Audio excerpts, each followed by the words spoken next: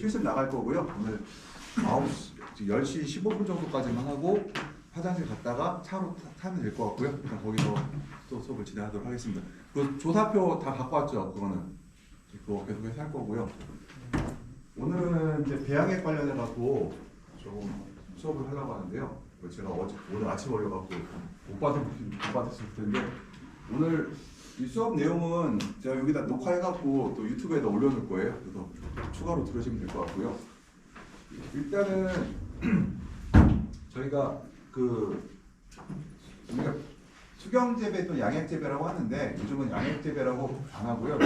수경재배로 하려고 그래요. 그 이유가 이름이 양액이라고 하면은 소비자들이 그 화학적인 냄새가 나는 것 같아갖고 요즘은 이제 수경재배로 많이 쓰고 있고요. 그 다음에 양액이란 말을 안 쓰고 배양액이란 말을 주로 쓰고 있어요. 현재는 배양이라는 말을 주로 쓰고 있고요. 그러면 우리가 오늘 목차는 이제 전체적으로 뭐 이런 순서대로 갈 겁니다. 갈 거고 제가 이제 시간이 짧다 보니까 또 다음 달에 넘어갈게요. 근데 오늘 수업한 그러니까 이 배양액 관련해서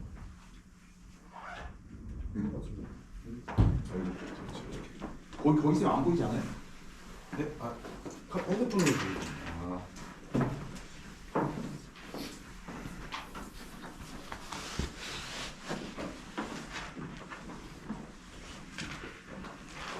일단 목차는 이렇게 되고요. 지금 여기서 보게 되면은 제가 오늘은 대략적으로만 얘기를 하고 제가 이제 수경재배를 두 학기에도 수업을 할 건데요. 여기서 계산하거나 이런 것들은 2학기 때 하고 오늘은 그러니까 이번 학기에서는 그 개발적으로 이런 것들이 있다는 정도로 얘기를 하려고 그래요. 아마 이제 여기서 재배사가 된다든가 아니면은 컨설턴트가 되기 위해서는 이제 계산법도 알아야 되거든요. 계산법은 아마 하긴 할 텐데 아마 이제 깊게는 그러니까 공부를 더 깊게 할 사람들은 공부를 하시고요. 그렇지 않을 분들은 넘어가도 될 것 같아요. 근데 2학기 때는 확실하게 이제 계산법까지 다 수업을 할 예정입니다. 일단요. 지금 우리가 이제 수경재배에서는 기본적으로 어떤 농업이든 간에 물이 기본이 되겠죠. 그래서 물의 기본 종류가 그러니까 원수의 종류가 어떤 것이 있는지에서 설명드릴게요. 일단은 그 용수에서는요, 우리 고려사항이 있어요. 그러니까 첫 번째 양이 풍부해야 돼요. 그러니까 양이 풍부하다는 얘기는 일단 아무리 품질이 좋아도 양이 안 나오면 안 되겠죠. 그래서 양이라는 용수의 양에 대해서 우리가 얘기를 할 건데요. 보통 우리가 그냥 기본적으로 알고 있을 필요가 있는 게 기본적으로 1헥타에 한 50톤 정도의 물은 기본으로 갖고 있어야 된다고 얘기를 하고 있어요. 뒤에는 제가 말하는 건 우리 그냥 실험적으로 얘기하는 거고 실제 계산식에 의하면 그보다 더 필요한데 일반적으로 우리가 1헥타에 한 50톤 정도의 물이면은 어느 정도 쓸 수 있다 얘기를 하고 있습니다. 수질이라는 거는 그냥 질이죠. 물의 양도 좋아 많아야 되지만 기본적으로 질도 좋아야 돼요. 근데 질이라는 거는 작물에 따라서 많이 달라져요. 뭐 딸기를 하느냐, 딸기 같은 경우는 수질이 굉장히 좋아야 되는 반면에요. 뭐 토마토라든가 파프리카 같은 경우 수질이 좀 나빠도 재배하는데 별 문제가 없거든요. 그래서 수질을 그러니까 물의 질에 대해서 얘기를 할 거고요.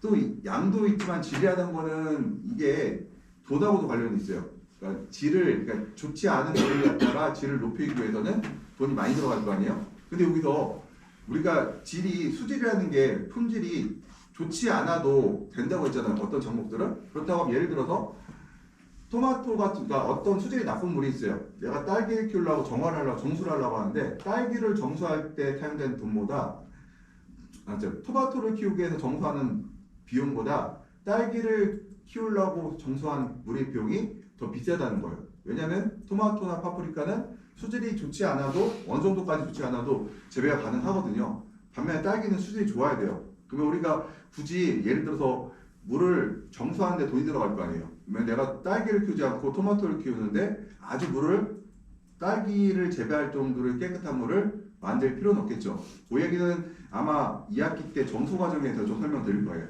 그다음에 용수의 변화라는 거는 이게 수질이라는 게 또 그 물의 양이 일정해야 되겠죠. 그러니까 우리가 신뢰할 수가 있어야 돼요. 예를 들어서 뭐 3, 4, 7, 8, 9, 10월 달에는 물이 많은데 3, 4, 5, 6월 달에 물이 없어요. 그러면은 우리가 농사를 지을 수가 있나요? 온실을 운영할 수가 없죠. 그러면 가을에만 운영할 수 있고 3, 4, 5월에는 운영을 할 수 없다는 얘기잖아요. 이것들이요. 그래서 물이 끊임없이 꾸준히 공급돼야 된다는 것들. 그리고 그 양과 품질들이 꾸준히 공급돼야 돼요. 그 다음에 우리가 종류가 있는데 어떤 물을 주로 쓰고 있느냐 우리가 제일 많이 쓰는 건 현재 농업 현장에 쓰는 건요. 지하수를 제일 많이 쓰고 있어요. 일반적으로 거의 다 지하수를 쓰고 있고 그 지하수라는 거는 품질이 각 그 뭐라고 하죠? 지역에 따라 천차만별이거든요. 그래서 지하수 제일 많이 쓰고 있고 그다음 하천수예요. 하천수에서는 지금 현재 하천수를 쓰고 있는 지역이 해도 지역이나 김해 지역 같은 경우에 일부 맑은 물 사업이라고 해서 강물을 1차 정화해서 오늘 쓰는 경우가 있고요. 아주 또 부산의 대저 지역 유명하죠. 대저 짭짜리 토마토 알고 있죠. 대저 같은 경우에는 지하수를 파게 되면은 짠물이 나와요. 그렇다고 수돗물 쓰기에는 비용이 비싸니까 이 양반들은 그 논에다가 흘러대는 물들 있죠. 논에 가는 물들, 논에 물들라는 물들을 쓰고 있는데 그것도 하천수예요. 왜냐면은 지하에서 뽑은 물이 아니라 뭐죠? 저수지라든가 여기서 오는 물을 흘러다가 자기들이 대고 있거든요. 근데 그러다 보니까 그 대저 지역에서는 여러 가지 사고들이 발생하고 있어요. 그거는 뒤에서 이 하천수에 대한 문제점에 대해서 좀 설명드릴 거예요. 그러니까 지하수의 장점과 단점, 하천수의 장점과 단점. 그래서 수돗물이 있죠. 수돗물은 제가 지금 정확한 가격을 모르겠어요. 근데 코로나 전에 2019년, 20년도 초에 제가 수돗물 가격이 1톤에 1,100원이었거든요. 1,100원. 근데 제가 아까 뭐라고 했어요? 3, 4, 5, 6월 달에 물을 보통 우리가 하루에 50톤 정도의 물을 쓴다고 했잖아요. 50톤이라고 하면은 1,100원 곱하기 50을 하면은 55,000원이죠. 그걸 30일로 하면 얼마요? 150만 원 들어가죠. 수돗물을 사용하게 되면. 그럼에도 불구하고 수돗물로 수경 재배를 하는 지역도 많다. 간척지 지역에서는. 예를 들어 저희 경기도 화성이라든가 이런 데 가게 되면은 수돗물로 수경 재배를 하는 지역이 많아요.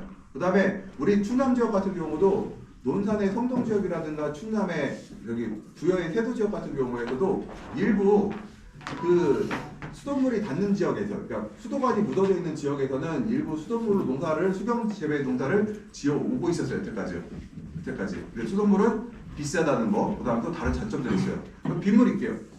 유럽에서는, 그러니까 북유럽 쪽, 네덜란드나 벨기에 쪽에서는 빗물을 이용해 수경 재배를 많이 하고 있는데 우리나라에서는 조금 문제점이 있어요. 이게 빗물이 품질이 좋을까요, 나쁠까요? 안 좋아요. 굉장히 좋아요, 사실은. 굉장히 좋은 물이에요. 지하수보다. 우리가 그 지하수라는 거, 우리가 농업용수라는 거는 사람이 먹을 정도의 깨끗한 용수를 필요한 게 아니에요. 어느 정도의 그냥 기본적인 수준만 갖고 있으면 되거든요. 근데 빗물이 되게 좋은데 우리나라에서 문제가 뭐냐면은 우리나라 몬순 기후라고 하죠. 열대 우리가 우리나라는 비가 언제 와요? 7, 6월 중순부터 8월 달까지 1년 비의 반 정도 이상이 그때 다 쏟아지죠. 그리고 겨울에 3, 4, 5, 6월 같은 경우는 비가 거의 안 와요. 이런 지역이기 때문에 우리가 빗물을 저장해서 쓴다는 건, 빗물을 쓴다는 거는 되게 제한적이다. 만약에 우리가 빗물을 쓰기 위해서는 뭐가 많아야 돼요? 뭐가 커야 돼요? 물을 저장하는, 빗물을 저장할 수 있는 탱크가 엄청 커야 되겠죠. 왜냐면 6월달, 7월달, 8월달에 올 비를 모아놨다가 1년 내에 써야 되니까 탱크의 모용량이 커져요. 그다음에 그 경제성의 문제 때문에 일부 하긴 하는데 아직 많이 사용되지는 않고 있다. 그래서 상황에 따라 또 한 가지 또는 여러 가지 요소를 함께 사용할 수 있다. 이건 뭐냐면은 제가 그 지하수가 있고 어디 가면은 수돗물을 섞어 쓴 데가 있어요. 수돗물은 어때요? 깨끗해요? 더러워요? 깨끗하죠? 근데 어떤 지역에 하면 지하수가 오염돼, 그러니까 지하수의 수질이 우리가 수경 재배를 할 만큼 좋진 않아.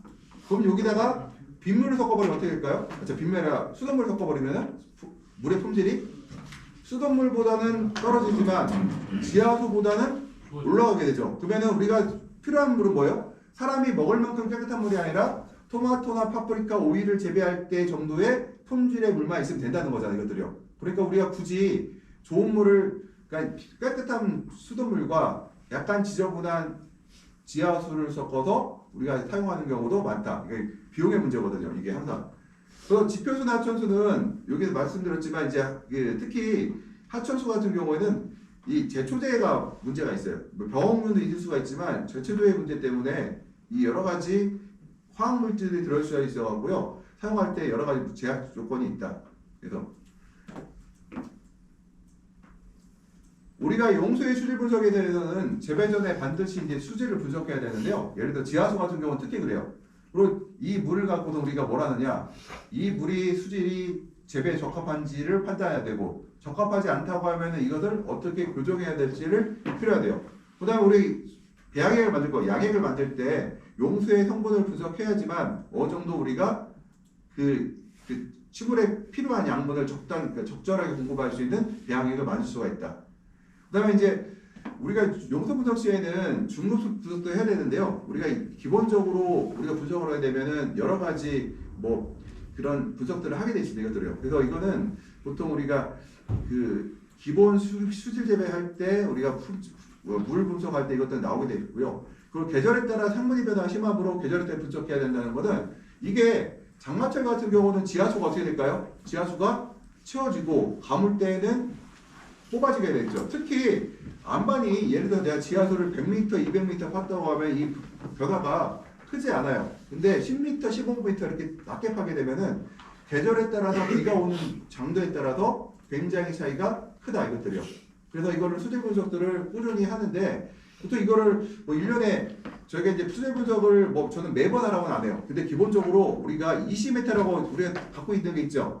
20m로 분석을 했는데 찍어봤을 때 우리가 이온 농도를 갖고 계산하게 되면은 예를 들어 0.5 이하가 나왔다. 그러면은 굳이 분석을 할 필요는 없어요.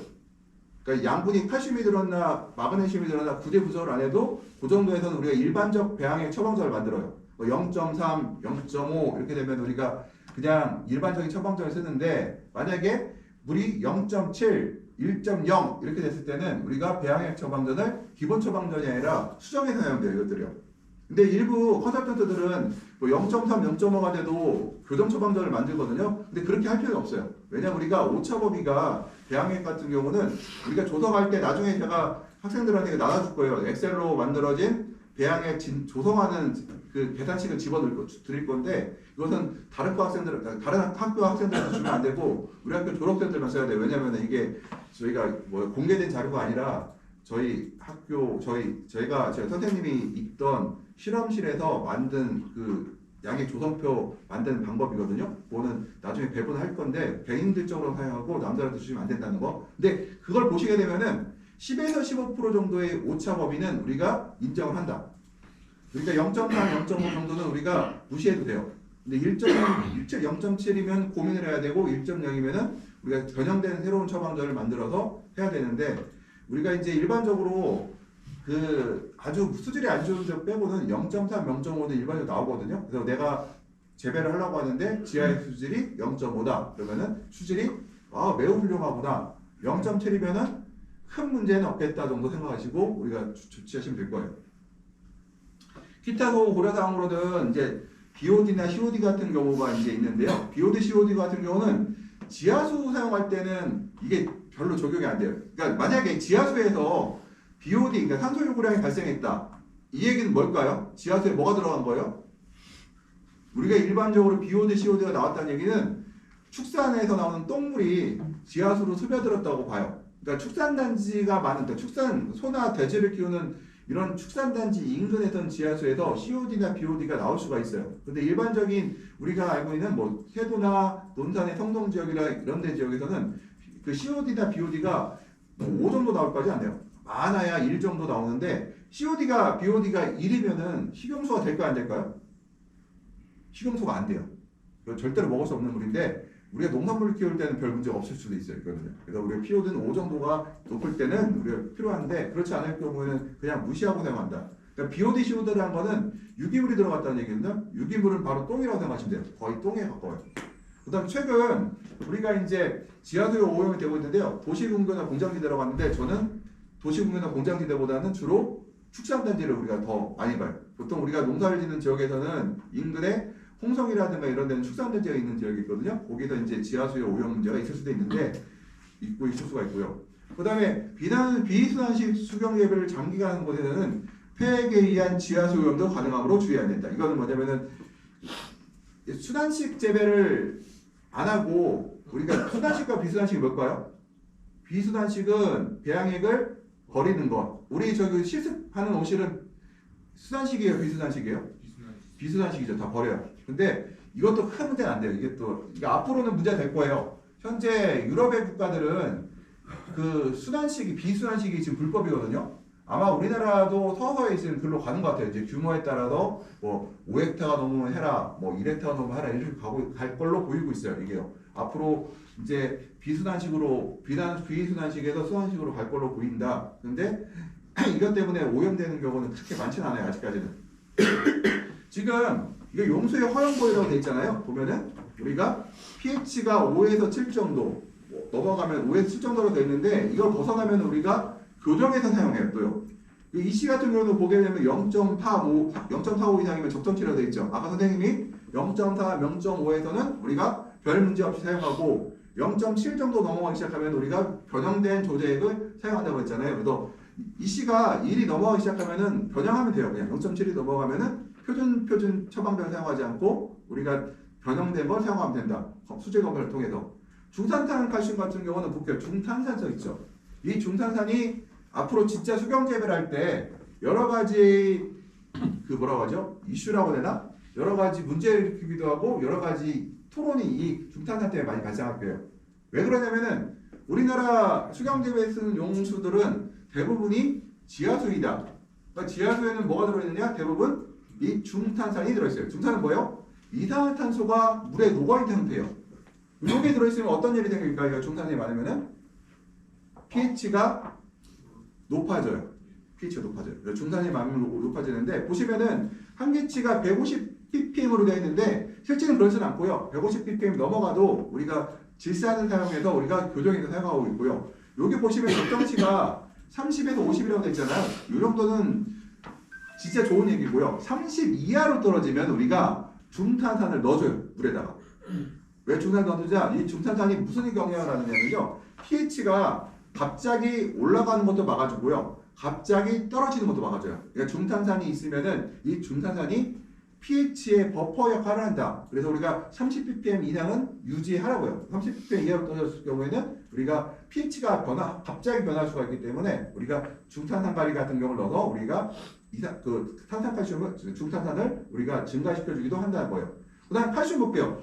칼슘은 우리가 40에서 120ppm 정도 나오는데요. 이게 넘어가면은 이제 우리가 칼슘이 많다고 볼 수가 있고 칼슘이 많으면은 우리가 pH가 상승하는 영향이 있어요. 근데 일반적으로 칼슘 때문에 pH가 올라가는 경우는 더 없고요. 일반 특수한 지역, 충남 같은 경우는 당진의 일부 지역에서 pH가 칼슘에 의해서 pH가 높은 문제들이 있어요. 거기서는. 그다음에 강원도의 영월이나 이런데, 그러니까 흔히 말해 시멘트 공장들 있는 데 있잖아요. 그 주변에서는 칼슘이 많아서 이런 이제 pH가 상승되는 것들도 있고 마그네슘도 마찬가지고요. 철 같은 경우도 1에서 2ppm 정도가 적정인데 5가 넘어가면 어떤 문제가 생길까요? 독성이 있는 건 아니에요. 철이 많으면은 어떤 문제가 있을까? 철은 산화가 잘 되죠. 그럼 물에 녹아 있을 때는 산화철이 아니에요. 우리가 이가철이라는 산화되지 않은 철들인데 이것이 산화가 되게 되면은 어떻게 될까요? 우리가 쓰고 있는 수경재배에 사용되고 있는 압력 보존 장치를 막을 수도 있고 점적 테이프 같은 경우에 안에 있는 얇은 필름이 있어요. 여기서 통과해서 물을 들어가야 하는데 이것들을 막히게 돼요.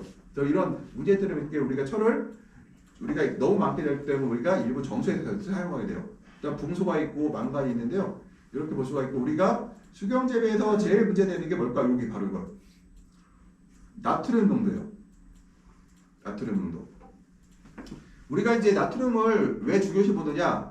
나트륨은 아까 우리가 앞으로 미래에 가면 갈수록 순환식으로 가요? 비순환식으로 가요? 순환식이요. 순환식으로 가죠. 그러니까 나트륨 농도가 높아지면은 순환식으로 가기가 상당히 어렵다. 근데 나트륨이 많은 농도에, 그러니까 나트륨 농도가 높은 농도에서는 우리가 순환식 재배가 어렵다고 보거든요. 그럼 우리가 비순환식을 선택할 수밖에 없어요. 현재는 우리가 어때요? 순환식이 해야 되는 법적 의무가 없기 때문에 나트륨 농도가 높은 물에서는 우리가 일반적으로 배에 다 버리라고 하거든요. 갖고 있게 되면은 문제 생길 수가 있기 때문에 뿌리가 타버릴 수가 있어요. 생분의 영양의 결핍 증상이 나올 수가 있죠. 나트륨이 아니면은 양분의 결핍 증상이 나와요. 그래서 우리가 나트륨을 우리가 높지 않게 관리하려고 하는데 보시게 되면은 농도가 50ppm이라고 말은 하지만 파프리카는 138, 토마토는 184ppm에서도